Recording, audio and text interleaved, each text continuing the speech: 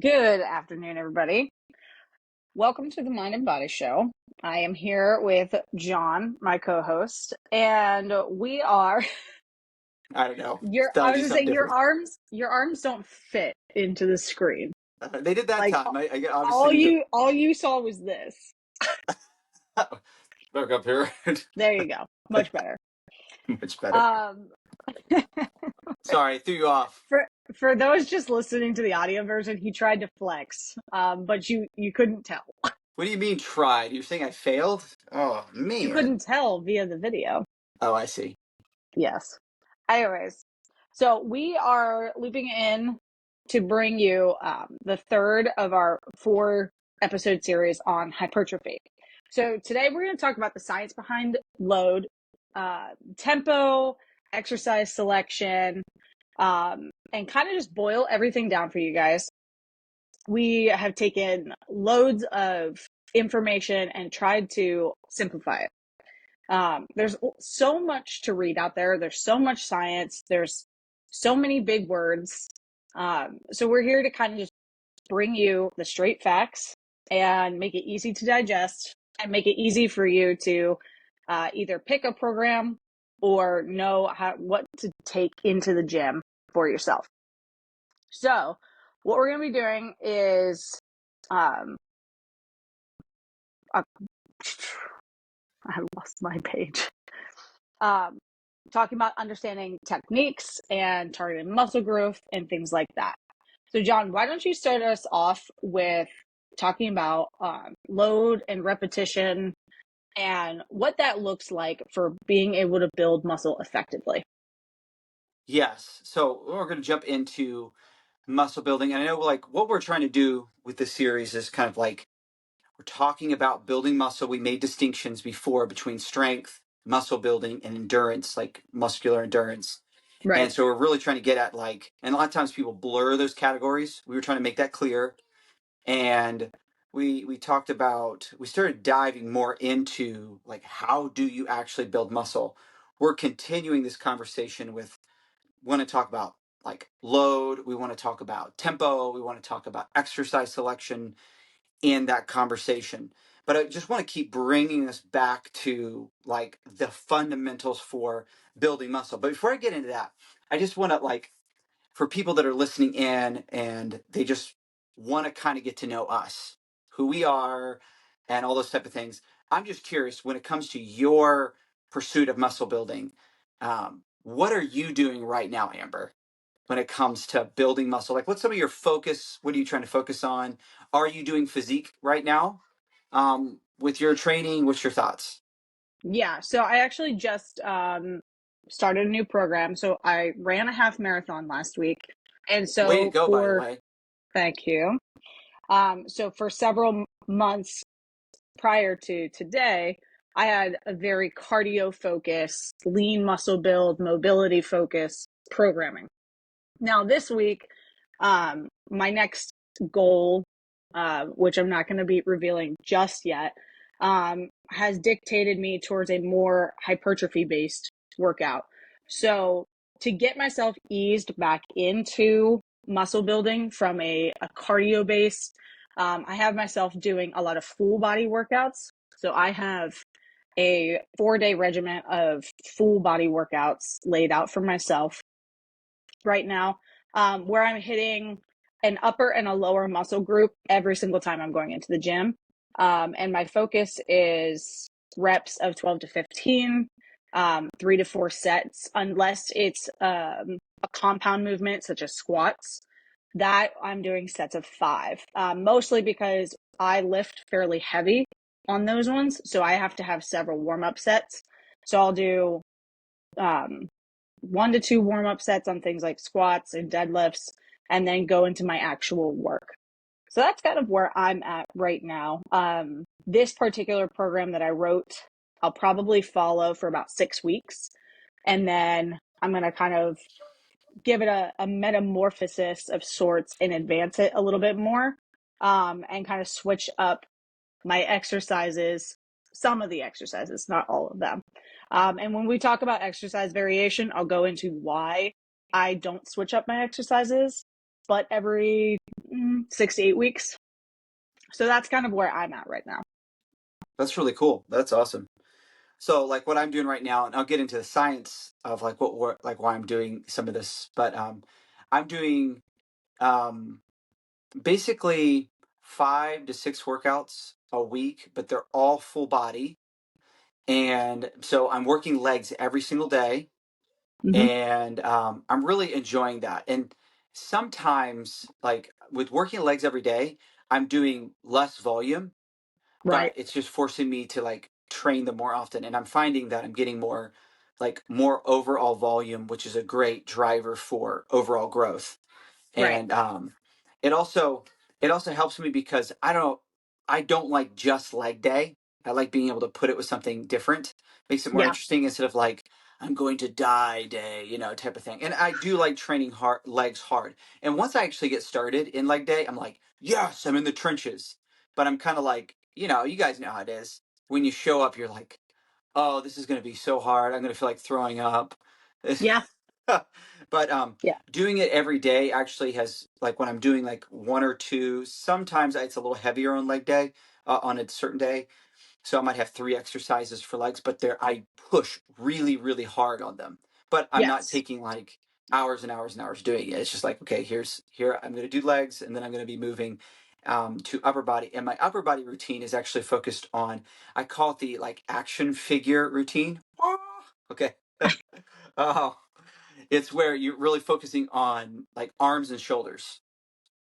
Hmm. And I really have been enjoying it because I typically, for like upper body, I really enjoy doing like chest and back. And I'll throw arms in. Like if I'm doing chest, you make throw in tricep. I do back, I throw in bicep. Does that make sense? But it's typically more at the end, and you're already kind of tired, you know. Right. So Right. now I'm able to do um, like I'm really focusing on a lot of arm volume, and I like that. I'm really focusing on like shoulders. So it's been a lot of fun. So that's kind of like what I'm doing right now for training. And so we're both doing different kinds of workouts, but we're both focused on hypertrophy. And I want Hmm. to tell you that there's many different ways to get at building a physique. It's one of the reasons why I wanted to talk about your workout and my Yeah. workout. But there's two fundamental things that's going to be present in my workout and your workout that are going to be the same. And that is, for those listening in, mechanical tension and metabolic stress. These are, if you can remember those two terms, these are the two main drivers for building muscle. So, first, mechanical tension. This involves the force exerted on the muscles when you're doing the resistance training exercise. Think about like when you see any type of hydraulic uh, tool, like even like a backhoe. And have you ever Yeah. seen a backhoe work really hard and it starts to like shake a little bit and bounce back and forth? It's the amount of pressure that it's applying. It's like if it's digging into the ground, there's something that's stopping it, and it's challenging the hydraulic machinery. Okay, and you're Right. you're starting to see, oh, this thing's struggling because it's shaking. Well, the more you do repetitions and exercise, the more you'll start to see that same kind of tension building in you, and you might even do the same kind of like shake and everything like Right. that. You're creating more and more We've tension. all been there. Yes, the closer you get to what we've called muscular failure, it means that you're creating more mechanical tension with every single rep. Now, most of the literature shows, and we covered this, but I'll just touch on it, that you really have to get in this window of, some would say as much as 4 reps in reserve. I think that's a little bit too lenient in my I feel like estimation. 4 reps in reserve is a lot. I do too. That's what I'm saying. But Yeah. I'm just saying that there are some that say if you get to 4 reps in reserve. But I think those are the people that are used to working out really hard. And so 4 reps in reserve is like, for the common, maybe a common person would be like more like 2 reps in reserve for Two. them. Because they're Yeah. just like, I got 4 more. They just like, they work out really hard. But I would say for most people, I like to say, let's start with 2 to 3 reps in reserve, more like two. That's going to get us into that window from 2 reps in reserve all the way to zero and beyond, can create a lot of mechanical tension. Then there's metabolic stress. So, metabolic stress occurs when you're doing high repetitions, high volume workouts that lead to what's called metabolite accumulation. So, you got lactic acid, you have hydrogen ions. And so it triggers this like anabolic pathways in you. And so it's basically like the pump. Do you know what I'm talking about? When you get Yes. such a crazy pump, well, that's not just mechanical tension. That's just like blood, lactic acid, and all this stuff. Yeah. And it causes a kind of cell expansion. So the mechanical tension causes like micro tears in the muscle fibers, and it's going to grow and result. Metabolite training causes the cell expansion. So you do a combination, and a lot of people will do this. They'll do like some heavier lifts where it might be like between like 6 reps to 10 reps. That's a lot of weight, but they're going to put enough weight on it to where they're really creating a lot of mechanical tension. Right. And other times you might go quite a bit lighter. You're doing higher reps and you're getting a lot of blood into that area, a huge pump, and you almost stop, not because the weight's too heavy, but there's just so much blood and lactic acid in that area. You're like, oh, it burns so much. Okay, I got to stop. You know what I mean? Yes. I And was gonna say, especially with something like, for example, like a leg extension, it's way easier to do an effective leg extension with a slightly lighter weight and get that like a lot of blood into the muscle. That the weight is not, it's not your max weight, it's not whatever, but doing those higher amounts of reps, you get that burn. It's a lot. And then if you do a drop set, it makes it drop sets on leg extensions are nuts. yes, yeah, Yeah. exactly. So if you just keep this in mind for those who are listening, it's like, okay, when I'm working out, I want to try to get like lift heavy, get close to muscular failure. I'm just trying to create that tension. That's usually mechanical tension that you're going for. Some people will call it like time under tension. It's not exactly the same thing. Like time under tension is like you never want to let the muscle take a break. So you don't really Right. come to a full top and rest, or you don't rest at the bottom. You just keep the tension through the whole motion. Um, but that actually is a great way to create mechanical tension. Mm-hmm. But you also could do it where at the top of every rep, you actually do pause, or you do pause at the bottom. The science shows if you do time under tension or you do it a more traditional way and you just shoot for mechanical tension, they both are going to produce great growth. So you could do Yep. it either way. And Yep. actually, sometimes I prefer certain exercises to be more that time under tension. And other times I'm just shooting for, hey, I want really clean reps. I want to do a slow eccentric to create that tension in there. So just think that in mind. Keep that in mind. Mechanical tension, metabolic stress, and that'll really help keep those two main drivers in front of you for building muscle. Now we want to get into how we facilitate those two things with a couple of things that we have listed out. And the first has to do with load. Mm-hmm. How much load do you put on the bar? Um, so Amber, do you have any thoughts on like this percentage? Like a lot of people, I know we talked last time about load of like intensity as it relates to like powerlifting is like how close can you to 1 rep max? Right. When it comes to intensity for like somebody who's doing bodybuilding, it's more close to failure, just pushing your muscle all the way to failure. So if Right. we're trying to do that, push our muscles to failure, it's probably good to have a little bit higher of a rep range, you know. I don't mean Yeah. like Yeah. crazy high, just a little bit higher. So, any thoughts that you have on load and repetitions when you're training for hypertrophy? So when I'm training for hypertrophy, I'm not focused on that one rep max because that one rep max, even like 2 reps in reserve, you're getting a lot more neurological muscle working versus like a full extension, full form kind of workout or exercise. So because I really focus on full extension, so let's say my lat pull downs. So a lat pull down, if I'm doing sets of 5, I can pull probably about 120 pounds.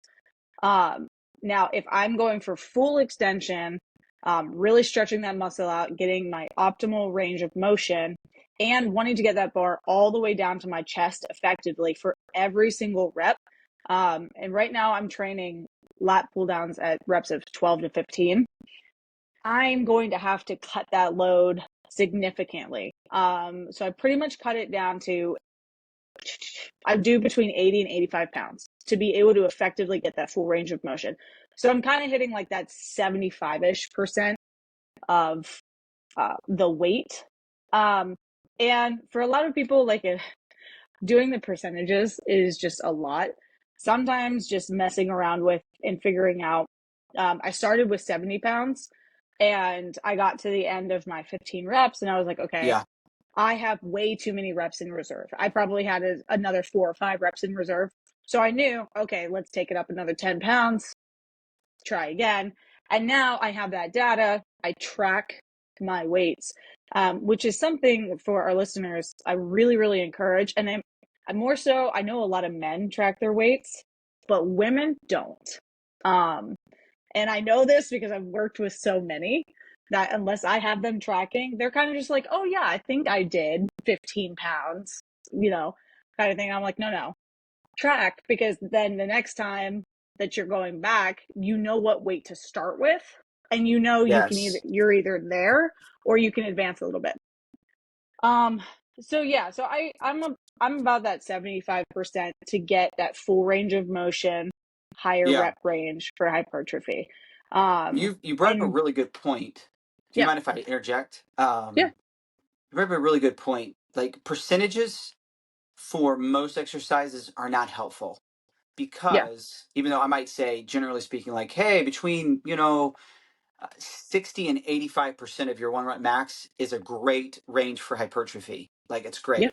Anything less than like 60, definitely 50 is more hitting in that muscular endurance range. And yeah. let me just be If you clear. do if you do anything in like CrossFit, you're at like that 50% Right, range. right. Mm-hmm. And it's great for overall conditioning. You're going to get some good cardiovascular in that too. Right. I You can build muscle in any of those. We're just talking about optimal, not like you can only build muscle in this range and you can only build strength in this range. You can build Yeah. strength in all these ranges, you can build endurance in all these ranges. It's just what is optimal.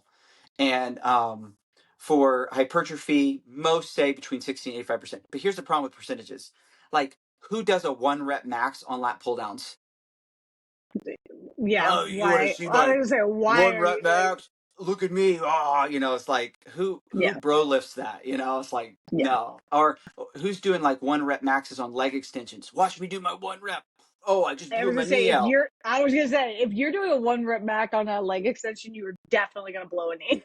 Yeah, it's really dumb. Not worth the time at Yeah. all. And here's the thing: the closer you get to 1 rep max, you're usually again these are tests for like raw strength that you Mm-hmm. want to recruit as much musculature as possible. So when I'm like maxing out on deadlifts or squats, let's use squats for example. I'm not like when I'm maxing out, I'm not thinking like, oh, let's keep this all in the quads, baby. I'm like, I want to get this thing up. Like Yeah. my whole body's tight. I like my back's tight. I mean, I'm just like flexing everything to get this weight up. It's a 1 rep max, right? Now, obviously, the primary driver is going to be the quads, but Sure. still. So the closer you get to that, the more chances are you're going to be recruiting other muscles. So if I'm doing like only 5 repetitions for lat pull downs, there's a great chance that I'm pulling in my not just my lats but my mid back. I'm Yeah. probably Your um, shoulders. shoulders, probably using a little bit of core to kind of get a little bit of momentum there, get started. Yeah. And but when you go to where you were at, you said you were like using 70 pounds, I think at first. That's where you can just really focus that mind to muscle connection. I want to focus on the lats, get a good stretch, and I want to squeeze all the way down. And you Yeah. do that for enough repetitions, mechanical tension is building. And again, if you're doing a little bit higher reps, usually you get that metabolic stress that's taking place. And you do this for a couple of really, really hard sets and you go recover well, you're going to grow from that. Right. You've got great disruption, and so that's important. So if you go from this percentage and how what we're talking about, that generally lands you on some of the multi joint um, lifts like bench press or squats. You might be able to do like between 6 and 10 reps, which is good. Like I actually like to do the like bench press. When I'm doing bench press, I don't like to do unless I'm doing like dumbbells or a machine. I don't like to do like 20 or above. I like to do more like 8 to 12 Yeah. ish, and sometimes I like to go down to 6. When you get towards the 6 reps, it's still closer to power and strength, Yeah. but you're starting to get enough repetitions to build good mechanical tension there, in my estimation. But anywhere from 6 probably to 20 reps is like this really, really good window for Yeah. accomplishing those two things. So that's where I would probably think, like, you're like, what load do I put? I don't know. Well, how much load would you use for this amount of reps? That's a great place to start, and that's where I start with my clients. Yeah. Actually, it was interesting that you say that. I'm going to pivot off of that. I was listening to something from Renaissance Periodization, and Dr. Mike, sometimes he's very funny, but Oh, he's hilarious. he had a great way for people to figure out where their weights should be at. Um, and he kind of had this targeted a little bit more towards women. I think that when it comes to lifting heavy, I think guys tend to go heavier than they think that they uh, can. And so the guys tend to have to back off. Whereas women, they tend to go significantly lighter than what they can actually do. Um, and he was saying, he's like, oh yeah, like I often have people pick up the weights they see that they can do and do as many reps as possible. He's like, if you make it above 20, he's like, you better be going up like 10 pounds. And I thought that was a really good point to make. And what I wanted to bring on here. So like, if you don't know where to start with weights, pick the weight that you think you're at and do as many reps as possible. And if you go over that 20 rep max, go up in weight. That's great. That's great. I'm not Yeah. sure what Mike Israetel says here, but this is I'm just piggybacking off what you said. Yeah. Um, So when you have, I do my sets these ways, and it depends on the nature of the exercise. If it's like a leg extension, I don't maybe do it this extensive. But if it's like a multi-joint exercise and I need to warm up more, I'll do it this way. I do 1 to 2 warm-up sets, Mm-hmm. and then I do what's called a weight acclimation set. This is Okay. getting my body used to heavy weight closer to my working sets. Have you ever done a working set like the first one? You're like, I didn't really do that well. I kind of got grooved in. My second set's going to be better. Oh, yeah. Your So, second set is always going to be better than your first. yes, well, the way I try to avoid that a little bit, it's not always the case, is the weight acclimation set. Now, I'm not trying to fatigue myself. I'm just trying to lift it enough to get the kinks out and get a Mm-hmm. little bit more blood, get used to that heavy weight. Nothing that I'm like very far away from failure, just trying to like get used to lifting that heavy weight. And then when Mm-hmm. I start my first working set, I already did warm up sets, weight acclimation. Now I'm ready. Mm-hmm. And but I tell my clients when they do a working set, it's exactly what you just said here. Let's say that I have it set for 3 sets of 12, and you have a weight on that you think is 12, but you get to 12 and you're like, oh my goodness, I could do this probably 5 more reps. Do the 5 more reps. You can Right. adjust and like add more weight, but do the 5 more reps, because if you stop there, you didn't get into the window that where you're really going to see most of your growth. And so if you stopped at Yes. 12, that wasn't a working set. That was a glorified warm up set. Yes. And Yeah, and you didn't get your muscle engagement exactly. far enough along. Yes. I love that. I love And that. then I tell them, now this isn't true probably like the first couple of weeks, especially once people are like learning technique and um, they may not be getting like super close to failure. Like they're in the window, but not all the way. But as you start to get closer to failure as the weeks progress, you should see those repetitions drop off. So if I did my first working set well, um, and I think I heard Chris Bumstead say this, Mr. Olympia, he said, like when you do a bunch of sets, don't be like I'm gonna hold back and I'm gonna really go to failure on my last set. He says you're doing it wrong. And if Mr. Bumstead said you're doing it wrong, you probably should listen because he has some muscle. Okay. He um, knows what he's doing. yes, exactly. He says on your first working set, you should put it all on the table, work really Mm-hmm. hard, and then you're going to see performance drop off. that is not that you're not losing there. That's a Right. huge win because you're actually, you know that, hey, I actually pushed myself pretty close to failure. Now my performance is dropping off, and you're going to keep pushing for that same rep range. You might even get, like, say the first set you hit 14 reps. You thought you were going to do 12, but you realized you had more in you. The next set you might actually just hit 12. Yeah. And then the last set you might hit 9. It could happen if you're really pushing yourself to failure, and that's not a wasted exercise. That's the way it should be. When I look at my clients' workouts and they hit everything perfectly, 3 sets of 12, 3 sets of 20, whatever it is, it's like, they haven't quite gotten to where they're working out hard enough because they haven't seen their reps drop off yet. So Interesting. that's something to keep in mind too as you're building mechanical tension and metabolic stress. This is what you're going to feel. And in the muscle, when you feel it, we talked about the pump. You're also going to feel, it's hard to describe, but there's just this disruption in the muscle. Like, when you're in between sets and you're like, hey, you want to do another set? And you're like, not yet. Not yet. It's Yes. it's not even that you're out of breath. You're just like, I'm like shaky right now. Like if I got into the Right. weight, I would melt. I'd be like Gumby, like just falling. Um, but after you wait a few minutes, you feel like, okay, my strength is returning some. I'm ready to get back underneath that bar. Yeah. Which So this segues really well into our second point of yes, let's like the do that. rest periods and the tempo. Yes. Um, so I'm so curious. Do you program in rest periods for your clients? Yes and no. Not every exercise do I do it. Um, Mhm. if they're doing, if they're starting with a power lift, I just say, take as long as you need to Right. before you go back. But um, typically for hypertrophy training, I do actually put in a little bit more time in there. Like I'll just Okay. say a minute, and sometimes I'll have 90 seconds. And again,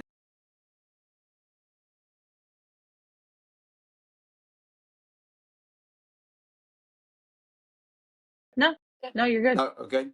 It looked like it just Yeah. started another recording. Is it still counting down on your side? Yeah. It's still going on mine. Okay. I'm going to cut this out, by the way. That's fine. Um, so if they're doing like a compound lift, but it's more in hypertrophy, I still might put like 90 seconds. But if it's like leg extensions, Right. it might be like 45 seconds because I'm actually Yeah. trying to do more that metabolite training, and that demands keeping the blood and the lactic acid and so forth, all of that in that area. So I'm going to be like, all right, let's keep those rest periods down. If you rest too much, then you miss Right. out on that metabolic stress. So it depends on Correct. the kind of hypertrophy that I'm driving for. But like, I still want to keep things moving for that. How about you? Yeah, I think so. I'm kind of the same way. It depends on what it is, and it also kind of depends on the client. Um, if I find that my client is breezing through a workout that they like should not be breezing through, um, because as I create these workouts, I know approximately how long they should take according to the amount of exercises on there, and the type of exercises and things like that. And so I remember this one time I had this client, she went through a workout that should have been 45 minutes and she breezed through it in 25. And I was like, nope. First of all, that was an automatic knowledge for me that she wasn't lifting heavy enough. She wasn't lifting heavy enough because she wasn't taking breaks. So she was just doing basically a cardio esque weightlifting, which was not her goal. Her goal was to gain muscle, and it was the hypertrophy. And I told her, I said, hey, I'm going to build in rest periods for you, and you need to pick up heavier weights. And I went into specifics on exercises and recommendations of weights for her to try. Mm. Um, I don't always do that, but I do that with the clients that I feel like need a little bit of extra guidance. And um, the next time she did that workout, it took her 40 minutes. And I was okay with that. That's close enough to my approximation that I was like, okay, now she was actually lifting how she should be. So it depends on the client and it depends on the exercise. Um, I think that having designated rest periods keeps you on track. So it keeps you from like scrolling your phone too much and kind of like what you said, like losing that lactic acid buildup. But it also helps pace you that you know whether you're lifting heavy or not, heavy enough or not. That's a really good point. You Mm-hmm. reminded me of a funny story. I had a guy who I was training that I didn't program the rest periods in enough as I should have. And he did like, I mean, he had to take some time, but he did all of his leg presses with like no rest in between. I'm like, how in the world do you even do that? Like, you had to have like hardly Yeah, any weight on there just because, like, how, you're not what? pressing enough. No, you can, you Yeah. rest in between, you know? uh, Leg press, I need at least 2 minutes between sets yes. because like my quads be Yes. shaking. And by the way, that was, for those listening in, that was my fault. One thing that we try to do with our coaching is to really think, let's not assume anything. And also, if you're Yeah, listening in and you're just like, man, I don't know that much and I feel intimidated, and like, hey, we work with all kinds of people, like people that don't even know like the difference between dumbbells and barbells. I don't know if I've worked with that far, but maybe we'll work with you is what I'm trying to say on wherever you're at. from beginner to advanced Yes, yes. is we both have clients in. Yes. The there are no stupid questions, only stupid people. No, I'm kidding. I'm just kidding. Oh man. I actually don't believe in the whole not there's no stupid I was questions. just setting myself up for the joke. There's no stupid questions, only stupid Okay. people. Ha ha ha. That was definitely a man. That was a man Ah, joke. man, I'll work harder. All right, let's move to Yeah. tempo here, real quick. Yes, tempo. Ooh, this is good. Tempo is super important. Yes, so I think there's um there's definitely different ways to go about this. The rule that I like to really stick to is a a nice, slow, controlled eccentric. And this Yeah. really helps with that whole creating mechanical tension, because instead of Yeah. like dive bombing your exercises where you just like no, like the eccentric goes really fast, you might get a bounce if you're on bench press, you are missing out on so much potential for growth. And I know Yeah. like some of you have like a gym crush and you think that if I do an extra rep or two, like you might be able to go out, you know, or whatever. But probably you'll get more muscle if you like slow down and do less repetitions. And I'm telling Yeah. you, if you're like, man, I didn't hit the amount of repetitions that I wanted, but you created mechanical tension through nice, slow, eccentric, and you really feel that stretch and a nice contraction at the top, you're going to build way more muscle than just hitting your reps, Yeah. which is so hard because on some lifts, I still get into my head of like, I do this with bench press because I want to hit that number. But it's like, okay, Yeah. I'd rather get a really good tempo sequence in, nice control centric, and it's actually totally fine. You can do a second pause at the bottom just to remove momentum, or you could just start going back up like pot in the positive way or the concentric part. But the goal is just to make sure that you control all the way down. Sometimes in that last inch or two, people control. All right, now drop it. Boom, and they bounce it up. Um, so that's still kind of like, oh, you just cheated yourself at that last 2 inches. Just control all the way down to as a good a stretch, optimal stretch as possible. And if you want to pause, great, but then you can move back up. Now on the concentric part, it actually is you can you can explode up if you want to, Yeah. or because there's something about like that fast twitch engagement, you know, like I'm going to explode up, and if it's heavy enough you're really not going to be moving it like super fast. There's no In exploding. your head you're like Yeah. explosion, but outwardly it's like don't move it super slow. um, but so the tempo that I like generally is like, okay, 3 seconds down, 1 second pause, 2 seconds up. But I'm actually totally fine with different tempos. There's no, if you look at the literature on this, there's no like, this is the superior sequence. But Yeah. There's really not. I will say that tempo though is the gateway for full range of motion and being able to get through the movement and get the most results out of it. I will also say that tempo is also crucial for not jacking up a joint. Now, this is a good point. I think for Yeah. yes. So what's your recommendation? The 3-2-1 in the eccentric is pretty typical. And what I encourage people, I don't usually necessarily recommend a concentric like coming back up unless I'm training for something specific. So I've trained a few athletes, and so if I would have I trained a soccer player and a basketball player. And so like having those fast twitch muscles was super crucial. So that's when I would do like, okay, we're doing 3-2-1 up. So it'd be 3-2-1-1. And so if there's a method to the madness of having a specific concentric, but the only reason I encourage like a slower eccentric is to get that full range. And then just so you're not just like pushing through these reps, because again, you're either missing full range of motion, or if you're coming down and you're not controlling that down, like the likelihood of you either hitting yourself with a dumbbell or accidentally pulling a muscle just goes up. I've done it. I've totally hit myself like coming down too hard on a shoulder press and just like got my delt very Oof. solidly. Yeah. But yeah, like I had a friend. just tempoing.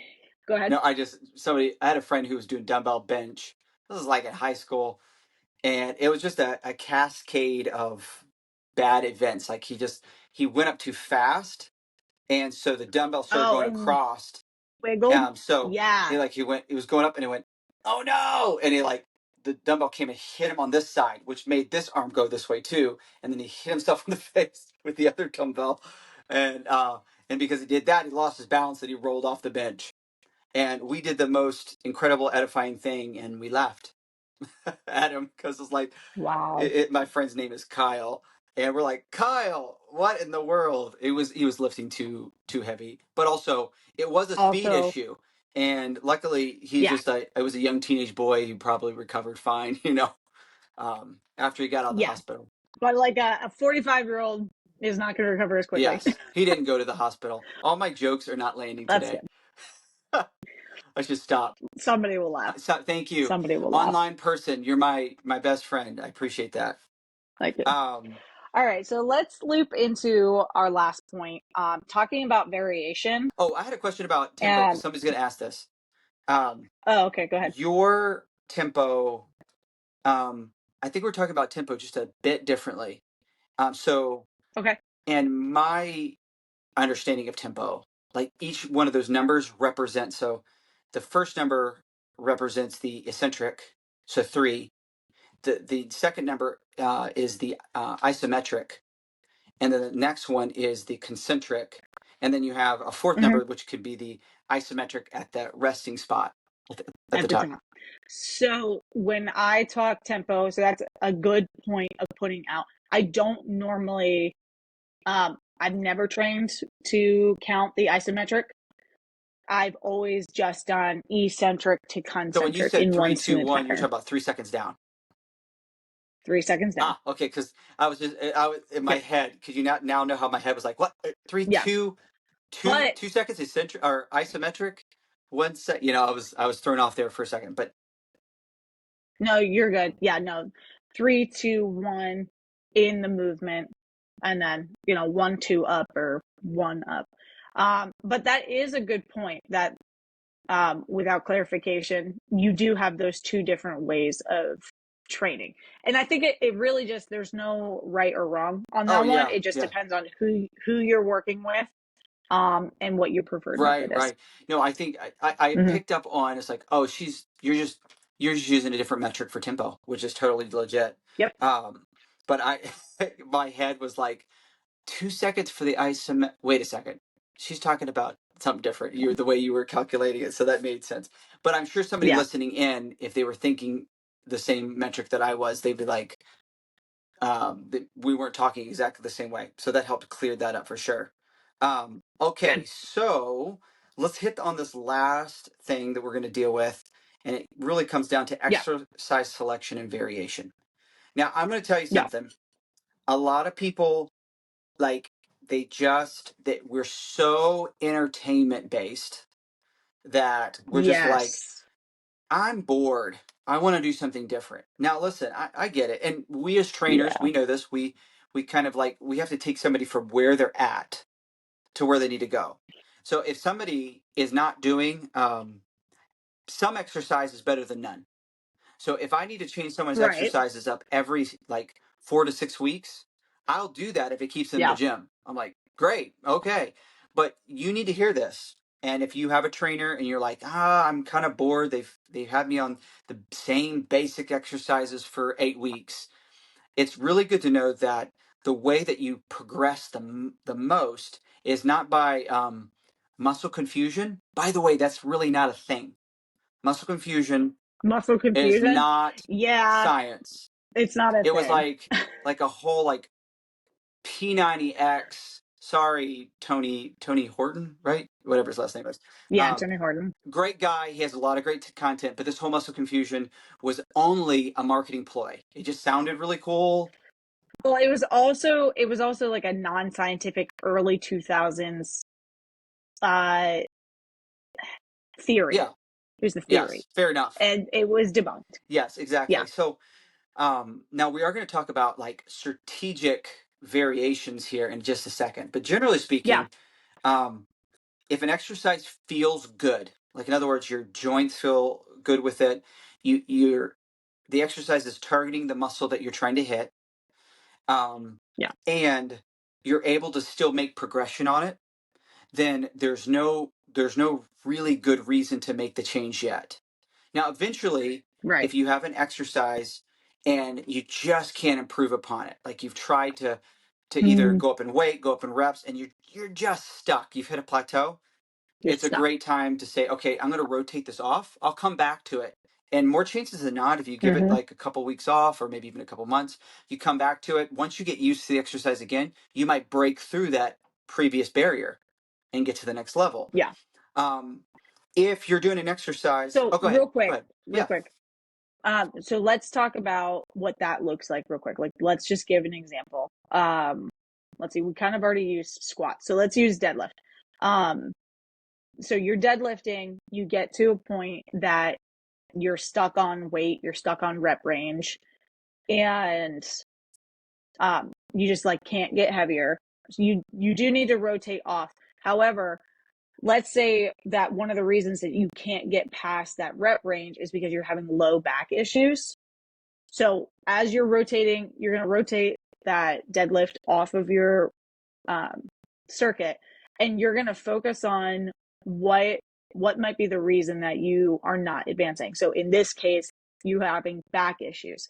So now you know that you need to strengthen your low back, you need to strengthen your glutes, and putting in exercises in your next rotation of workouts, emphasizing those two muscle groups so that not only can you work on the mobility and the strength, but you can isolate those two groups. That when you do come back around to deadlifts and things like that, hopefully that's no longer an issue and you can kind of break that plateau. Yes. So, folks, you just heard from a brilliant trainer just now. That's brilliant.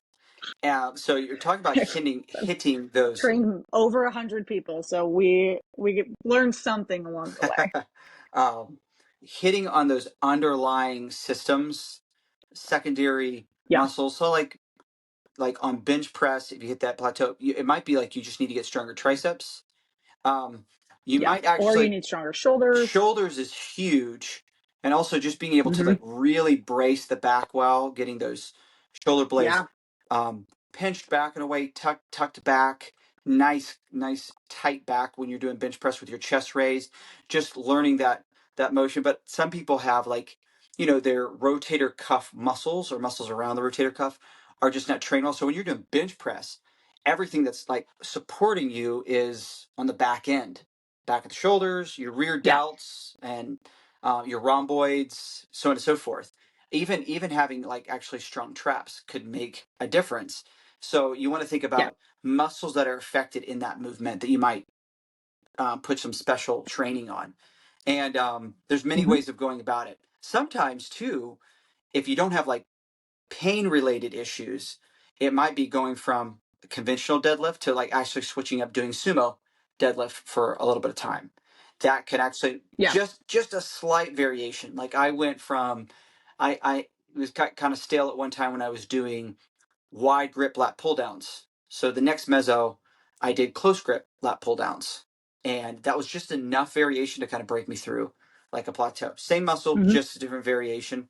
But you don't want to just come, you certainly do not want to come in every workout like, what do I want to work today? That machine looks cool. I'm going to go over there. And yeah, let me see here. My arm's a little bit loose down here. I'm going to hit some tricep and hit some Oh abs, my and gosh. I'm gonna do that little rower thing. That looks cool. And if you do that, just kind of sporadic lifting, You're not going to get anywhere. no, it has to be systematic. You got to stick with exercise long enough. You Yeah. need to apply this progressive intensity or progressive overload. So you're getting Yeah. stronger. Muscles typically get neurologically stronger before they get bigger, so you have to push that. And then eventually it's like, oh, Right.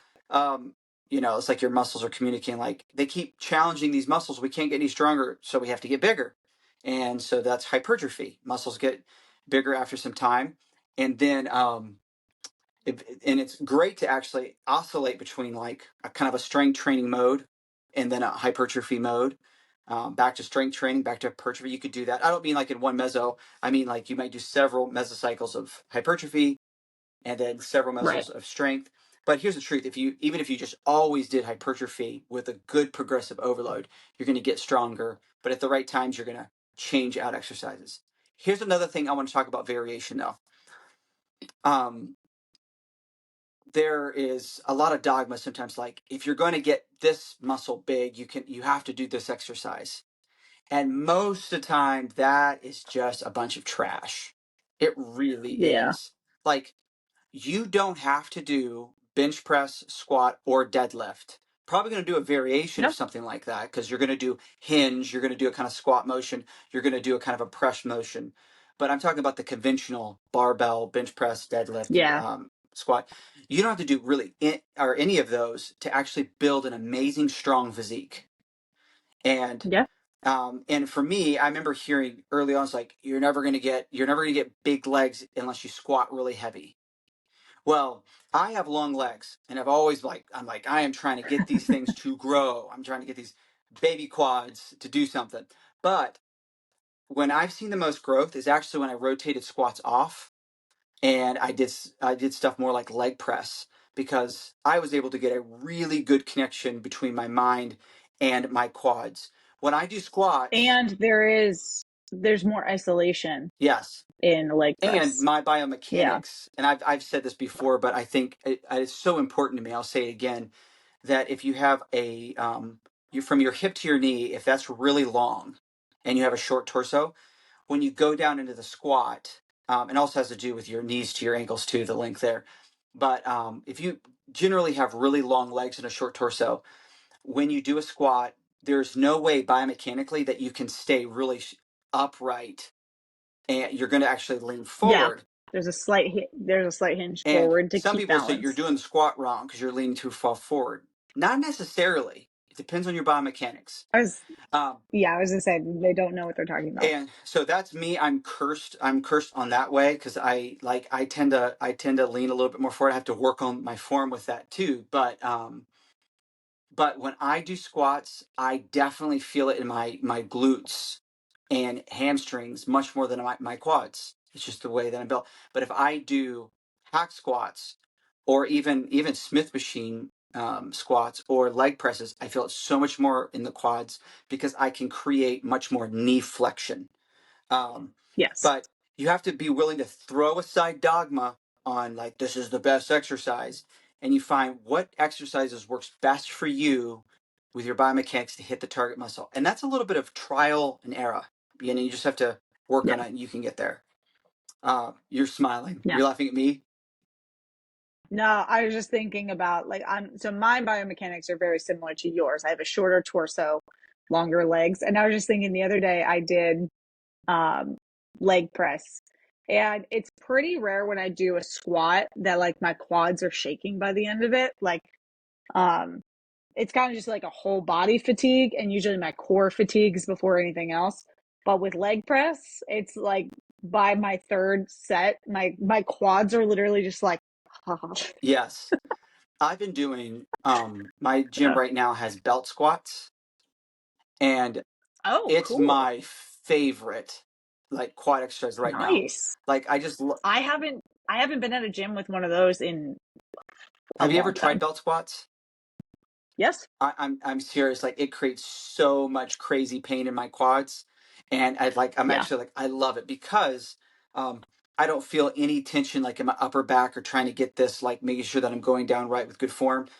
It's like the way Right. the belt sits around the waist. I can really focus on like the quads for the whole time, and it's like one of my favorites. I'm actually like thinking about I'm gonna buy one of these and have it in my garage or something like that because it's just a great way to train. And if you get the right one too, you can do some pretty amazing like stiff leg deadlifts on it too. Get Yeah. a like a pretty good stretch, and it'll typically go further down than your typical like barbell, unless you do like a deficiency deadlift. But yes. So, anyways, Yeah. folks, we have covered these. Hopefully, this was a lot of good information for you to think about. Keep in mind that mechanical tension, metabolic stress, as you're going into the workout, um, figure out that the load, the repetitions that's working best for you. Try to push yourself between 2 reps of reserve to failure. And if you do that and you just journal, like Amber was talking about, like write down guy and Yeah. girl, Write it write down. down your reps, write down your weight, try to make progression, stick with those exercises. And if you just have some consistency with that, and then just as hard as you train, focus on I'm going to recover, then I'm going to train, I'm going to recover, I'm going to train. You do this week in, week out, you're going to build some solid muscle. Yes. We're going to have one more week covering the subject of hypertrophy, and then we'll be moving to another series. Before we close, Amber has her own podcast. Oh Tell my us God. about it, just Yes. real quick. Okay. Yes. So I kind of just I'm thoroughly enjoying this podcasting thing. So I also have a more of a women's focused. It's not only for women, but the subject matter is more woman focused. So go check it out regardless. See if you like it or not. But it's called the Let's Be Real podcast. And we just have real, raw, honest conversations about life, about career, relationships. Um, I talk a little bit on health and nutrition. And we have the tough conversations that a lot of people don't like to have or kind of skirt away from. And I'm kind of the person who's coming in and being like, hey, why don't we talk about this stuff? Yes, So if you like a podcast like that, podcast about personal growth, a podcast about healing and good, raw, hard conversations, it is a podcast for you. I love the fact that you're just like saying, hey, let's run towards what we fear and let's have these conversations. It's Honestly, when I die, that should be the epitaph on my tombstone. yes, Is she ran at what she feared most. yes, I love that. Yep. It's I listened to the first episode for everyone listening in, and I was just like, Amber is in her element. Like this is good because you've gone through a lot, but you become like an incredible person, and I think you're going to help so many Personal growth and people. therapy. Say again.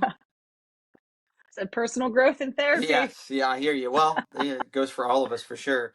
But Yes. yes, check out that podcast. We will link that podcast in the show notes here so you can follow that. Be sure to follow, give a review, be a nice person, give back.